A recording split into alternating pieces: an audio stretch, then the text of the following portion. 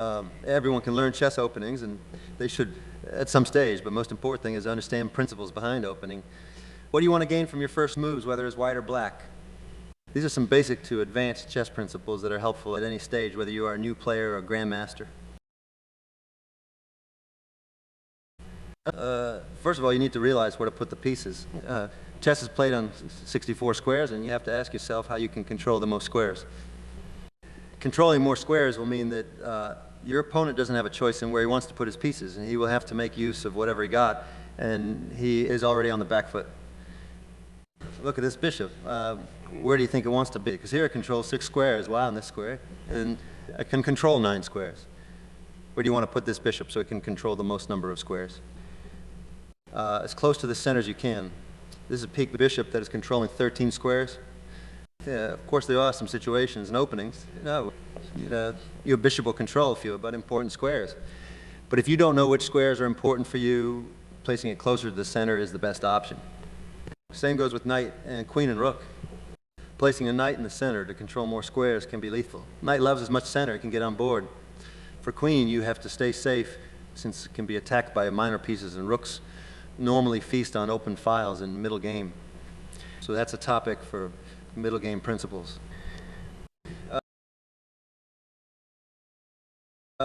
We can't talk about the center without discussing pawns. As we discussed earlier, placing pieces on center maximizes their range, but they can easily be attacked by pawns since pawns are lesser in value.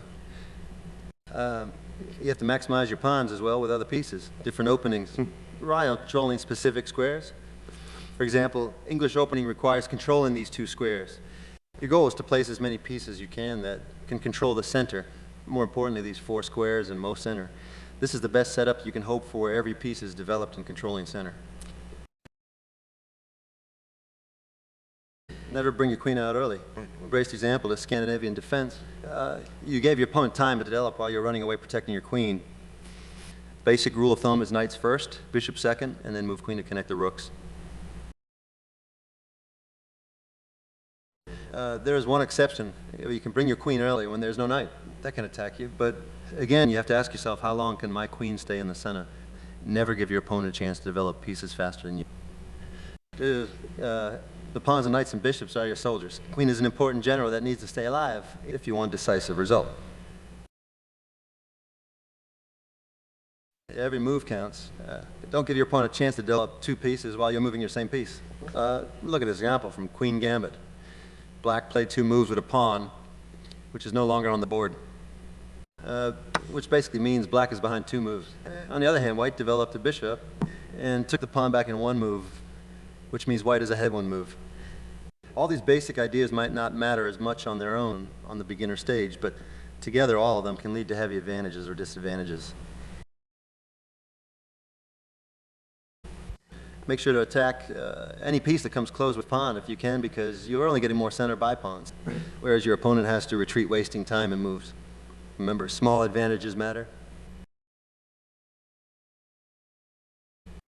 We've discussed placing the pieces as close to center as you can to maximize the squares they control. But by this way, they can quickly become targets of pawn, and you will be wasting moves. Unless you are sure that you can't be attacked, don't go for overextended development. I'm talking about what your opponent wants to do. Now, the main concept is gambits. There are several gambits. The most common one these days is Queen's Gambit. You sacrifice a pawn, but in return, you get tempo and lead in development. These are good traps, and you can get an advantage which you use to win the pawn back. Avoid useless gambits, because pawns are not useless things. Don't sacrifice pawns if you don't know how to punish your opponent. Careless chess will take you nowhere. Every move shall serve a purpose. There will be many ideas behind every move, and you will have to choose 1 move out of all, so make sure to go with the best of it. Here you have to make some decisions. What move do you want to play next? Do you want to develop a second knight, or do you want to develop a bishop? Or do you want a second pawn in center? All of these moves have a logical reason, but let's say you decide to develop your bishop.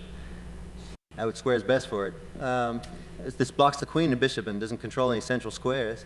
This move blocks the pawn, which means you wouldn't be able to develop second bishop without wasting another move. What about this move, which is called Italian game? It looks best from all of them, controls most squares. Now this is Lopez, and your attacking knight, which you can even take to win a pawn. Last possible move is this, which simply loses a bishop. Out of all the possible choices in your hand, what move you want to play, this is what chess is all about. Avoid senseless moves that serve no purpose and think carefully about what you want to do next and what your opponent wants to do. Everyone will tell you to castle as early as possible, but it's bad advice. It's true that king begins center can lead to dangerous attacks, but castling early can be similarly dangerous too. Your opponent might be waiting for you to launch an attack and castle to other side. You can do the same by waiting to see where your opponent will castle and launch an attack by pawns and castle opposite the opponent. People always ask me which side should we castle. Now, there's not a definite answer for this, but I can tell you one thing. If you think your position is strong, and by this, I mean that you have your pieces developed and you are controlling the center, you can castle on the opposite side of the opponent. So you can start pushing pawns on the other side of the board to make the opponent uncomfortable. Another thing, consider your pawn structure. If you can castle and develop a rook in one move, then go for it. This is like killing two birds with one stone. That if you have a pawn in front of where the rook is supposed to be, then you will have to waste a move in developing a rook. Now, that's not really a big thing, and there are other things you should consider, like where your opponent is strong, and try to castle on the other side of that. Don't trade pawns without a reason.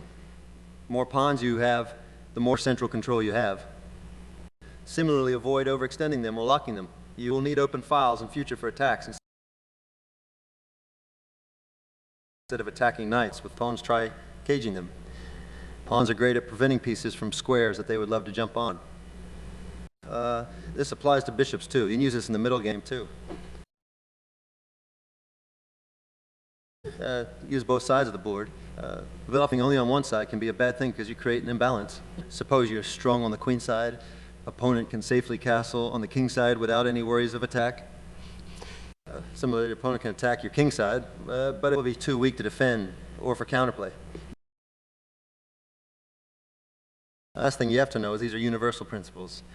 Every opening has their theories and ideas behind it that you will have to implement. Some openings revolve around controlling light squares heavily. Some depend on dark squares. Similarly, some lead to stronger queen side or king side. Some even disregard the control center. Some want you to move pieces more than once.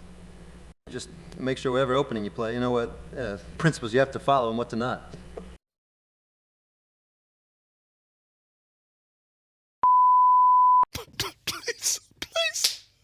Please, I'm begging you, please.